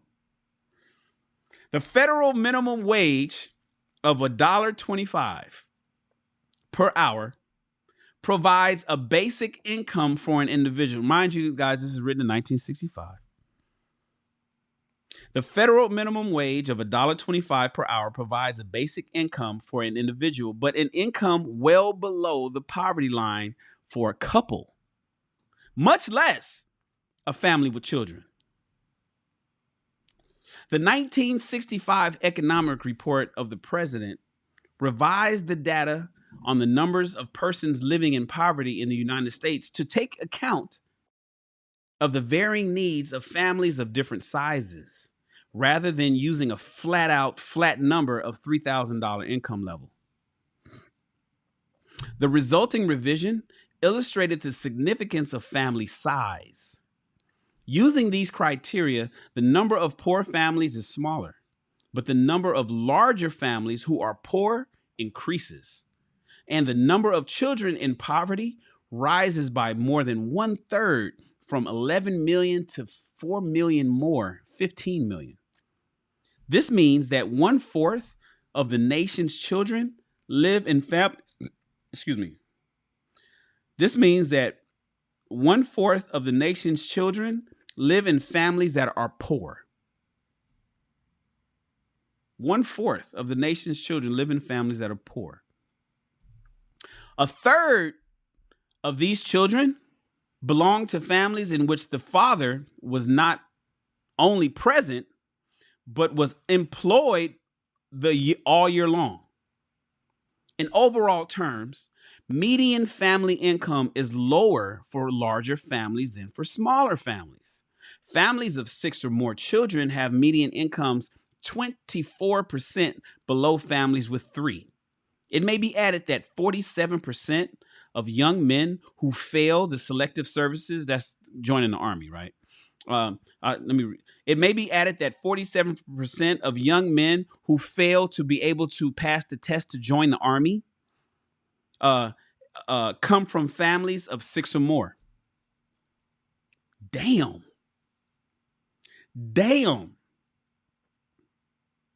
A father, a mother, and 4 kids. The children weren't as smart. damn near 50% of them couldn't even pass the test to get in the Army. During the 1950 to 1960 decade of heavy black migration to the cities of the North, Chicago, Detroit, New York, and West, Arizona, Las Vegas, California, Oregon, the ratio of non-white to white family incomes in cities increased from 57 to 63%.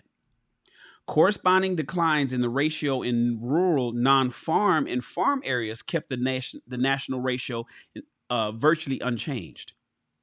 But between 1960 and 1963, those 3 years, median non-white family income slipped from 55% to 53% of white income. Ooh, that means that the white folk was losing money between 1960 and 1963 because black people came to their city and was taking their jobs. The drop occurred in 3 regions, with only the South, where the larger proportion of Negro families have more than one earner, showing a slight improvement. So it got better in the down South. It got worse in the rural areas where black people was fleeing to. Because in general terms, black families have the largest number of children and the lowest incomes. Many black fathers literally cannot support their families. Because the father is either not present, he's either unemployed, or he makes such a low amount of money, the black woman has to go to work. 56% of black women aged 25 to 64 are in the workforce, against only 42% of white women. The dependence on mom's income undermines the position of the father and deprives the children of the kind of attention, particularly in school matters, which is now a standard feature of middle-class upbringing. The kids can't read because mom is busy working. Let me say that directly into the camera. Mom is so busy chasing the bag in 1965 that the damn kids can't read.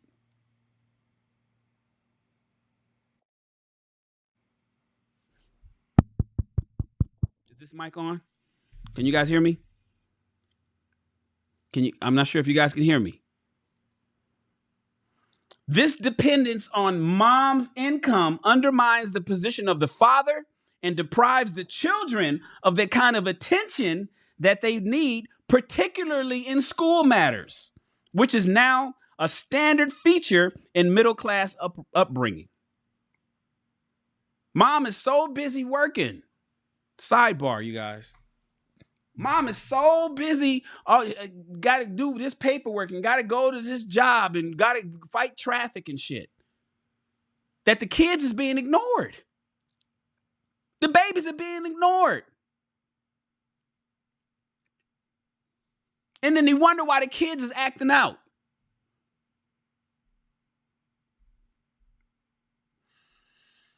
Let's continue. Another issue with the roots of the problem in black families in 1965. The dimensions grow. The dimensions of the problems of black Americans are compounded by present extraordinary growth in black population. At the founding of the nation and into the first decade of the 19th century, 1 American in 5 was a black person.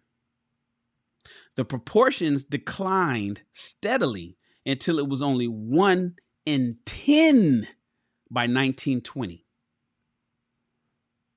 All of Americans, we were 1 in 5. We were 20% of the nation until we became 10%. And I think today we're what, 13? Then it started to become held, the numbers became held by the 1950s when it began to rise back up again. Since 1950, the black population has grown at a rate of 2.4% per year, compared with 1.7% for the total population. If this rate continues, in 7 years, 1 American in 8 will be non-white. These changes are the result of a declining Negro death rate. Black people just wasn't dying as much. That's why our rate increased. It ain't because we was having babies. It's because we just wasn't dying. Now approaching that of the nation generally, and a fertility rate that grew steadily during the post-war period. Okay, I take that back. He said black people was having some babies back then too. By 1959, the ratio of white to non-white fertility rates reached 1 in 1.42. 1 for every 1.42. So non-whites were still outpacing whites. Both the white and non-white fertility rates have declined since 1959, but the differential between them has not narrowed. Now, whites stopped having as many babies, but so did everybody else, but the difference between the two remained the same. Family size increased among non-white families between 1950 and 1960, as much for those without fathers as for those with fathers. Average family size changed little among white families. So white families remained the same, while non-white families started having more babies and more people up under one roof. With a slight increase in the size of the husband, wife family balanced by a decline in the size of families without fathers.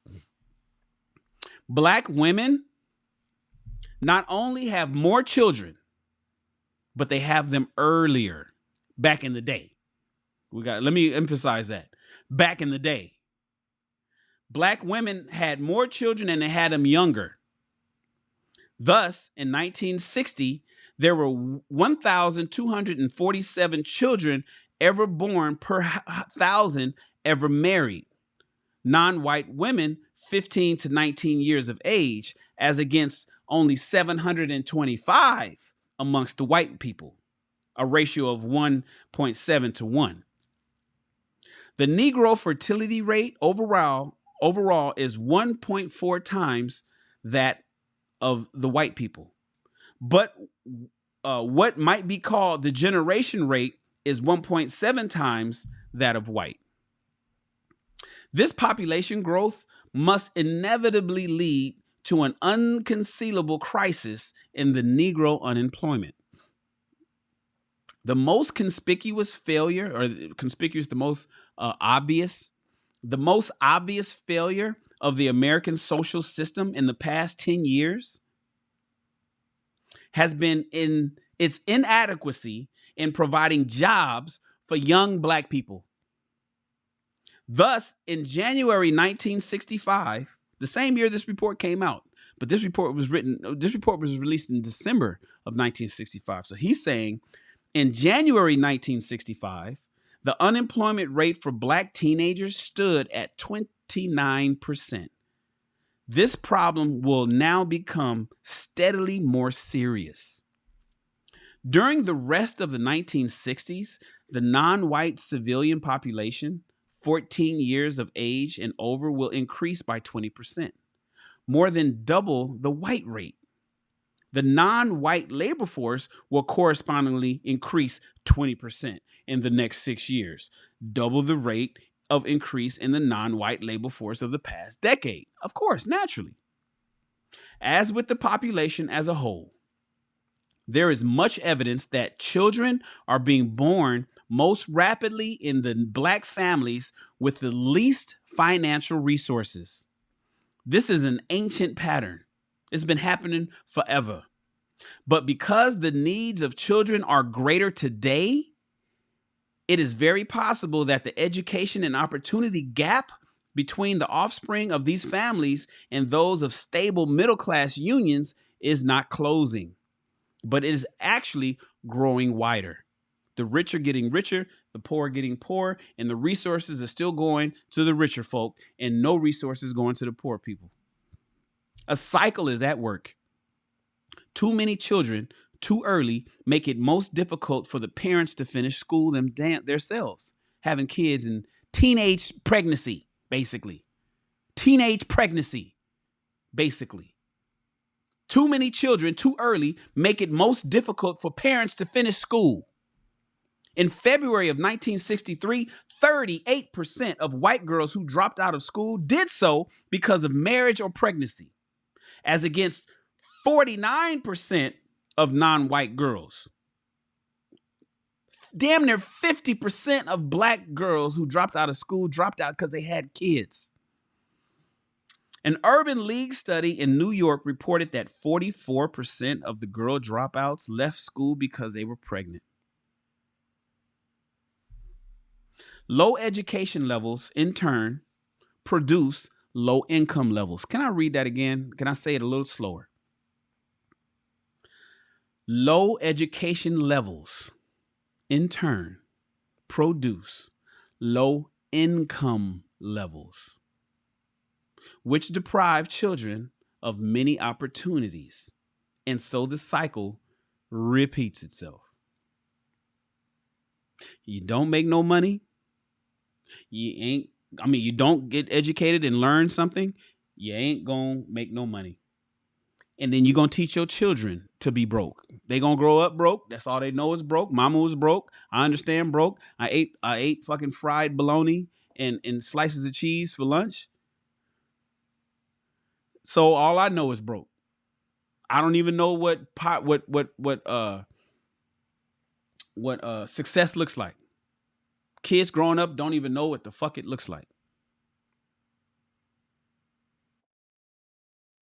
An exception is rather small impact of the ADCU program since 1961, now expanded by Title V of the Economic Opportunity Act. And that's the end of this chapter, ladies and gentlemen. What are we reading tomorrow? Wednesday. Wednesday, we're going to read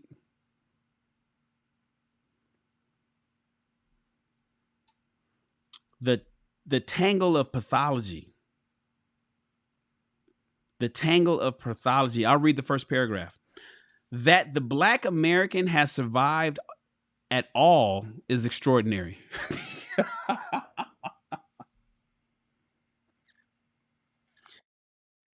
That the fact that the black people have survived this long is extraordinary. What a statement to open up the next paragraph. The next chapter. A lesser people than black people might have just died out. The fact that black people made it this far is fucking mind-blowing, this white man said. A lesser people than black Americans might have simply died out, as indeed others have. That's not that the black community has not only survived, but in this political generation has entered national affairs as a moderate, humane, and constructive national force is the highest testament to the healing powers of the democratic ideal and the creative vitality of black people. The fact that black people survived the shit that we put them through, that's what he's basically saying. It's a white man that's saying this shit during civil rights era. The fact that black people survived the bullshit we put them through is mind-blowing because anybody else would have just died out. And I got to be real with you. The black community has not only survived, but in this political generation, this one where we kill the niggas, the shit that we do to black people, even to today, the fact that they have entered what did he say? The national affairs as a moderate and humane people. The fact that they don't want revenge, all they want is equality. They ain't fucking killing motherfuckers. Is the highest testament to the healing powers of the democratic ideal and the creative vitality of black people. We are going to read this chapter on Wednesday.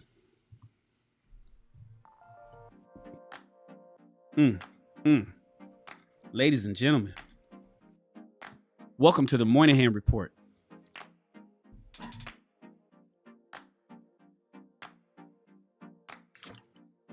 Welcome to the Moynihan Report. Written 56 years ago. It's a trip, right? It's a trip, right? I see you, A to Z Health. I see you. Marvy. I see you, Marvy. Always supporting the channel. Marvy says, we have survived and we will continue to evolve. We have survived and we will continue to evolve. Absolutely damn right we are. You absolutely damn right we are. And now that we can communicate with each other, now that we can read together, we couldn't do this 20 years ago. We didn't get together through YouTube and read reports that was written 36 years ago, because it was 36 years 20 years ago.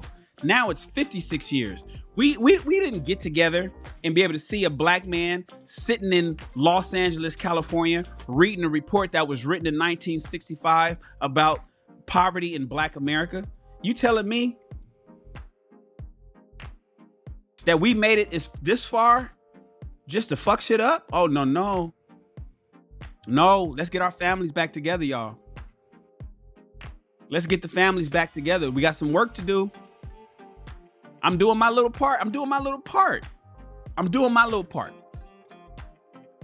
You're doing your part by listening. Now we need to get to the hard-headed motherfuckers that's not here. I'm doing my part. You're doing your part. Now take this information and spread it, please. Spread it to your friends. Spread it to your family. Tell your mom. Young people, tell your mama and your daddy. I know they won't. I know they don't want to listen. They don't want to listen. Niggas don't want to listen. Be creative. Be creative. Why don't you print out the Moynihan Report? I gave you the copy. The PDF is in the description of this video, right? Print out a copy for yourself and then tell your family, I'm going to read one chapter to you each night. You'll read it in 5 minutes. I'm reading all extra slow and shit. And I'm adding all this extra sidebars. You could read each chapter in 5 minutes. Why don't you print out the report and read it? Welcome to the real world. Shout out to Thomas Register. Shout out to Thomas Register for joining. He subscribed to the channel. Shout out to you, Thomas. I appreciate you, man. Why don't you guys print out the Moynihan Report and just read it? Say, listen, just sit down. I'm going to read something to you for 5 minutes. Instead of reading to them what fucking Cardi B did, instead of talking about Meg Thee Stallion and Tory Lanez court case and getting shot in the foot, why don't we read the Moynihan Report? Just say, hey, I just want to read this to you. You don't even have to have a discussion on it. Just say, I want to read it to you so you can hear it. Be different, man. That's all I'm asking you guys to do is to be different. JT Coin Rings, once again. He says this is a must read. Remember I told you guys how JT does? Death by 1,000 cuts. In his case, life by 1,000 super chats. He drops two. That's his number, $1.99. He does it all over the place. Shout out to JT Coin Rings, everybody. Throw your ones up to JT. Appreciate you, bro. Appreciate you. Ladies and gentlemen, just grab a copy and read it. Just read it. You can read it straight from your phone. I gave you the PDF. Read it straight from your phone. Sit your cousin down. Sit your little sister or brother down. Sit your mom down. They grew up in this era, right? Sit their ass down and say, here, I just want to read this to you. I'm going to just read you one paragraph tonight. I'm going to read you another paragraph tomorrow. This is going to be 5 minutes.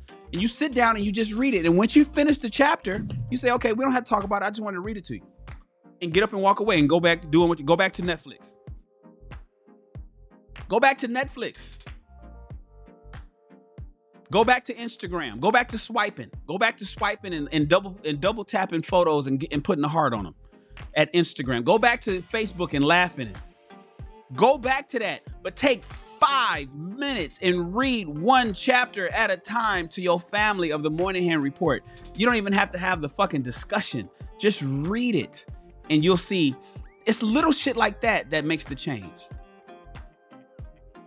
It's little things like that that make the change. I told you guys I don't play music when my 2 sons are in my car. We don't listen to music. My son, 6 years old and 3 years old, we listen to self-help podcasts.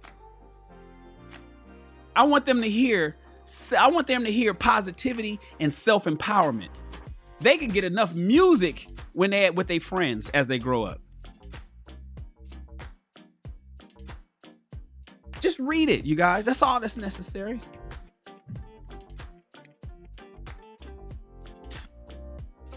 I really appreciate you guys.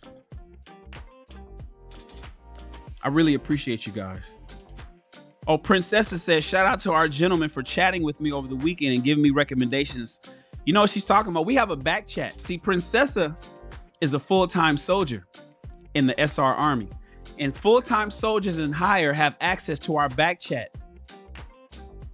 Princessa is like, I don't know, she's kind of like the queen of the back. She sparks conversation. They were already have the brothers, because at first it was all men, right? And so the brothers was in there talking money, and they was talking about, they were talking about making a couple $1 million a year. It was just that's what we talk about, right? Now I say we, but I'm just watching them. I read their comments. RCC, the guy that just blessed this channel with $300, he's in there. Ace is in there. Mr. Awesome. I mean, so all these, they're in there just talking. Then Princessa, she became a full-time soldier. She's in there. And she'll just wait. We'll wake up in the morning and she'll be like, hey guys, what book are you reading? And next thing you know, everybody talking about books. And they listen. You don't have to do better, but I suggest you do. You don't have to level up, but I suggest you do. You can stay right where you are. This time next year, on the 27th of December, 2022, you can be exactly where you are today. I have no problem with that. Actually, I take that back. I do have a problem with that, but that is your business. That is your business. Or you can start hanging out with birds that fly a little bit higher. If you want to soar a little bit higher, you got to start flocking with those type birds. So when Princessa says shout out to the gentleman for chatting with her over the weekend, that's like an inside statement to those. She knows who she's talking to. But I'm putting it on the screen so you guys can know that you can be a part of it if you want to. I appreciate you guys. Thank you so much for being here, man. We knocked out chapter 3 of the Moynihan Report. We're going to knock out chapter 4 on Wednesday, and then we're going to finish it up on Friday. There's no chat contest winner today because I got to get my system. As soon as we end this live, I'm going to work on my system. I'm going to go live again. It's going to be a test. So please subscribe to the channel. Please like this video. We made it to 48 thumbs up. Can I get a couple more thumbs up before I go? Can your boy, you have an unlimited amount of social digital currency. Can you please throw your boy a couple thumbs up just so we can get to 50 likes? Let's let YouTube know, yo man, we good with 50 likes. I only want that because what that does is tell YouTube, only reason I beg for the thumbs up is because it tells YouTube to share this video with more people. 50, just hit it. Thank you guys, appreciate you. Whoever, the 2 people that just hit the thumbs up, salute to you. Being number 1 isn't easy. Thank you for paying me with some social digital currency and taking me to 50 likes. Thank you so much.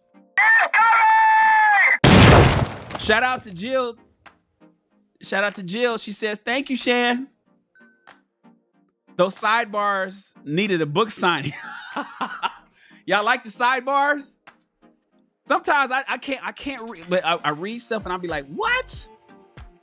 What? Uh-oh, shout out to A to Z Health.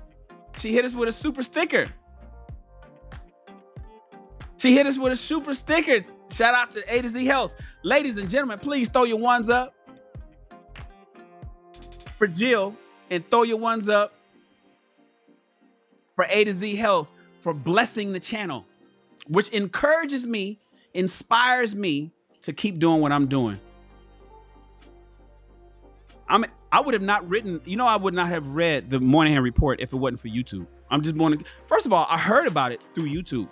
As smart as I am, and I do pat myself on the back for my intelligence, as smart, as well-traveled as I am, and as intellectual as I am, I hadn't heard of the Moynihan Report till I got to YouTube. But dig this, if it wasn't for this book club, I wouldn't have read the Moynihan Report. I would have just been like, I would have just got the talking points and shit. I would have just heard a little bit of pieces and points that people that would have been mentioning it, but I wouldn't have read this report. But now, because of you guys are leveling me up. Remember, we talk about iron sharpens iron. You guys are sharpening me up. I'm reading something I would have otherwise not have read. Next Monday, we read a whole nother book for the new year. You guys excited? You want me to tell you what it is?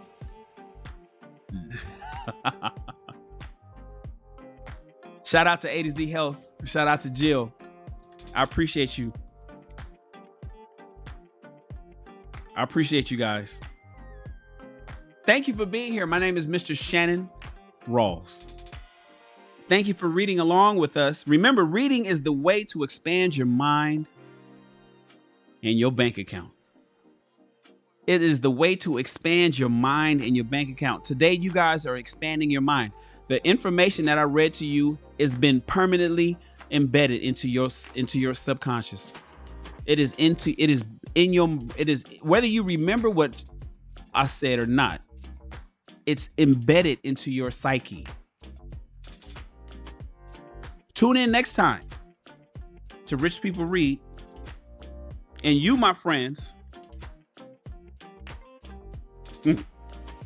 are dismissed. Yeah.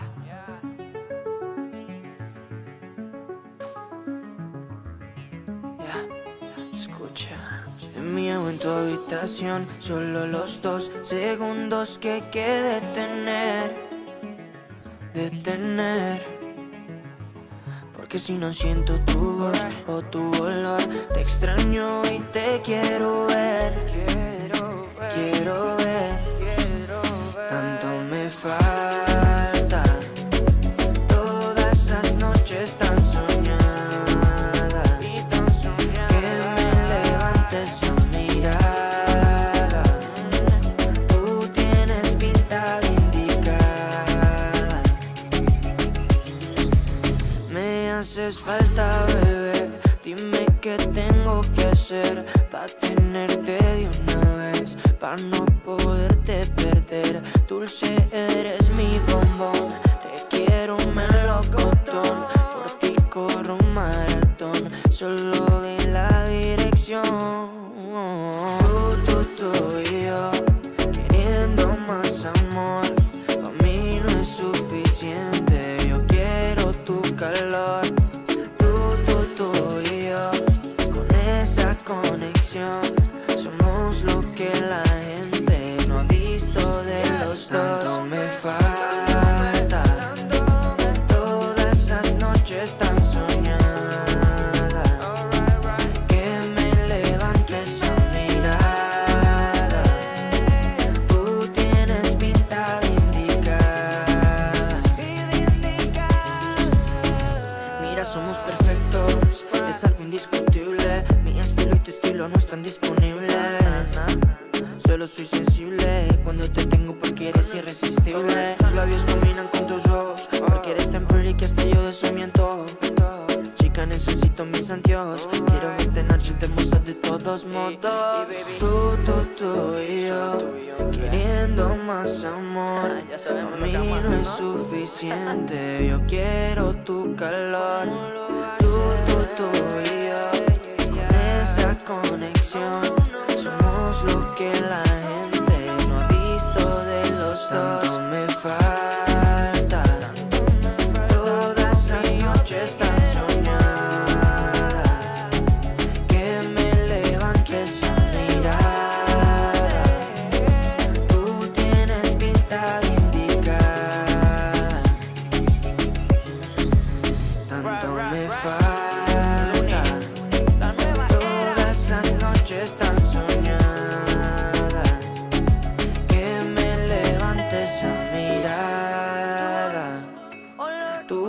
tienes pinta de indicada.